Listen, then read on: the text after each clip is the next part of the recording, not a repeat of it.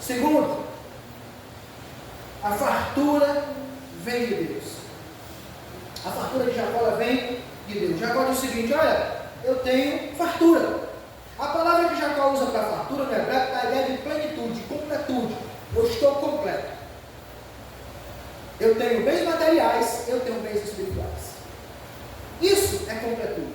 E é isso que Deus quer para mim e para você. Se você for olhar os grandes homens de Deus, eles foram prósperos. Abraão era rico, riquíssimo. Isaac, riquíssimo.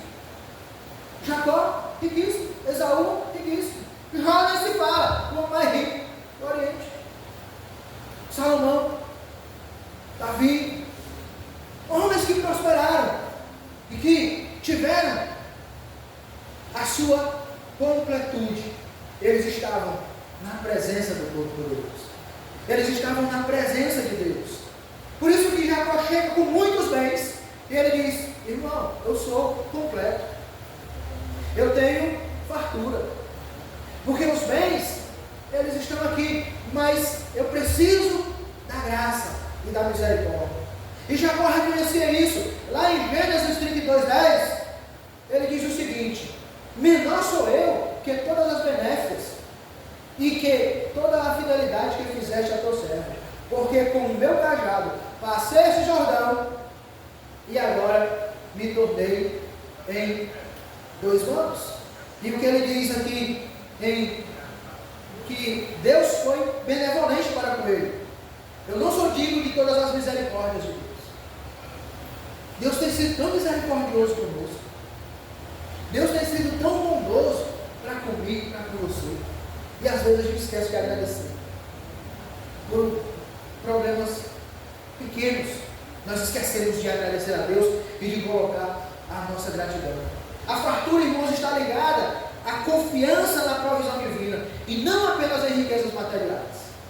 Quando eu confio na providência, quando eu confio na graça de Deus, Deus vai suprindo as minhas necessidades o tempo inteiro.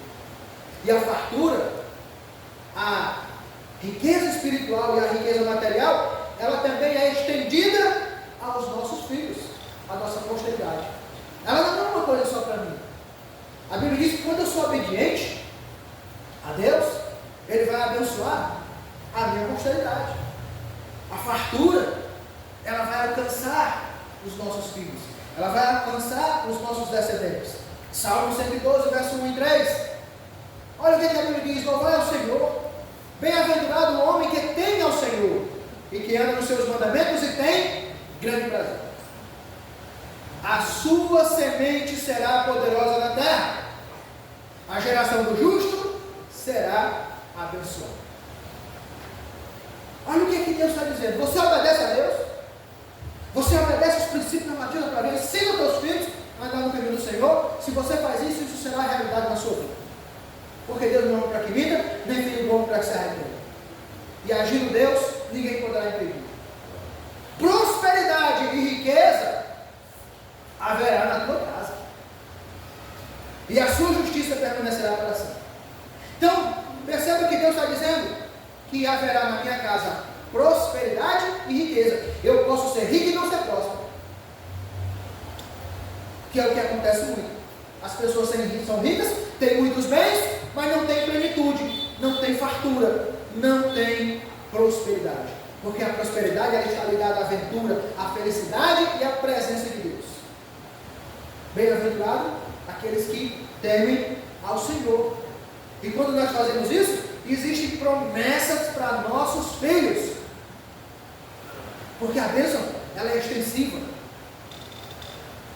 E isso é tão interessante, que quando o rei, que foi um dos reis mais engraçados que existiu em Israel, que foi o rei Manassés, ele passou os filhos dele, ele queimou os filhos dele a Dagon, vivo.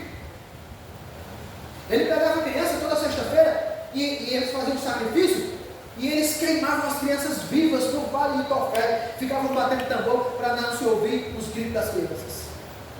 Esse cara foi um dos caras mais engraçados. E ele é levado como cativo. E lá ele faz uma oração.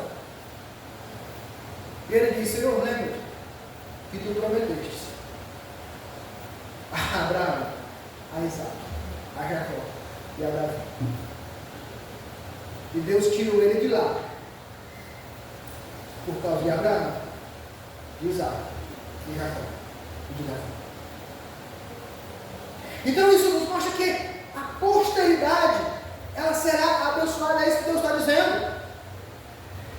A sua posteridade será poderosa na terra. Eu vou abençoar a geração do justo. Mas você precisa aprender a ensinar os teus filhos no caminho e caminhar com eles.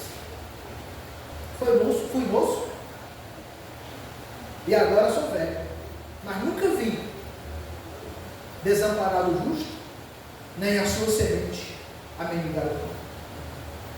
Irmãos, quando você confia em Deus, é isso que vai acontecer na sua vida. Não se preocupe, porque o Senhor cuida do homem bom, o Senhor cuida dos seus filhos. Ele cuida e Ele envolve não apenas aqueles que obedecem, mas envolve também a sua semente, envolve também aqueles que fazem parte do seu ventre, porque é isso que Ele prometeu. Deus assegura que o justo terá suficiente materialmente e espiritualmente, não só para si, mas para a sua descendência. É Deus que assegura isso. A bênção, irmão, ela é extensiva aos nossos filhos. E a bênção de Deus, ela engloba bem-estar físico, bem-estar espiritual e bens materiais. É assim que a bênção de Deus estabelece sobre as nossas vidas. Mas nós precisamos aprender a obedecer.